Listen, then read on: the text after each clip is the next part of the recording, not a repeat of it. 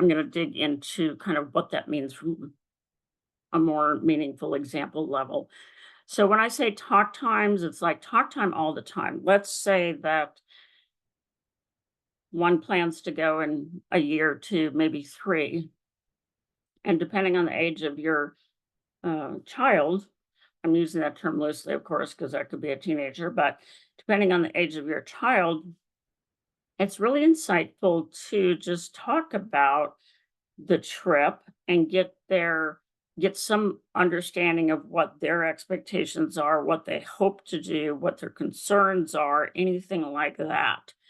So on the practical tips to prepare, there's some examples such as um, rent or download or whatever stream. Um, National Geo has a great set of videos. I think it's called Wild China, and just see some of it in advance. That's one way. I mean, you could schedule it out like a regular thing, like a family night. I mean, every family has their own kind of flow and tradition or, style. But that's one. You can also look up on Google Earth the hometown area. Certainly, I'm sure your child has heard about, the trip.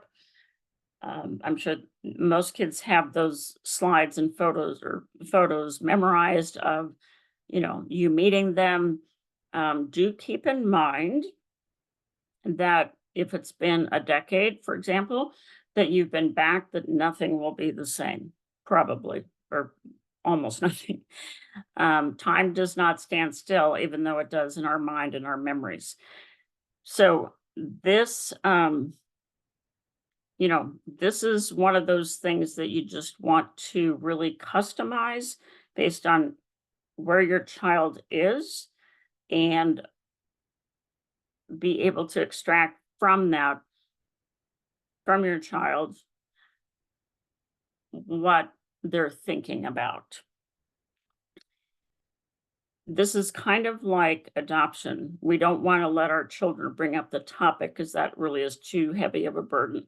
I will give an example of someone, and of course, we have our perspective and our kids have theirs because their experience of being not with their original family, not a lot of, it's not adoptive parents that have always been adopted themselves. So, one example is someone I know, great mom. She was planning to lives on the West Coast, so getting over there was this was several years ago, but she'd been talking to her child about, hey, we're going to go back to China, blah, blah, blah, blah, blah, real excited.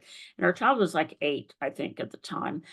And then after just talking about it in generic terms, her daughter named Helen actually burst out crying one day. And the mom, who's a friend of mine, was like, oh my gosh, what's wrong? What's wrong? So her daughter had perceived that when they went back to China, the mom was going to drop her off there and leave her there. I know. So kind of mind bending in that way. So obviously, I suggested, yeah, now is not the time to go. And, you know, but that's a very dramatic example, but I would just encourage, sometimes we don't know what's on our kids' minds. Um, and when they enter, older years, they're less interested, although we do see that once they visit, they get more interested. So unpacking what their expectations are is really important. So talk times all the time is what I mean.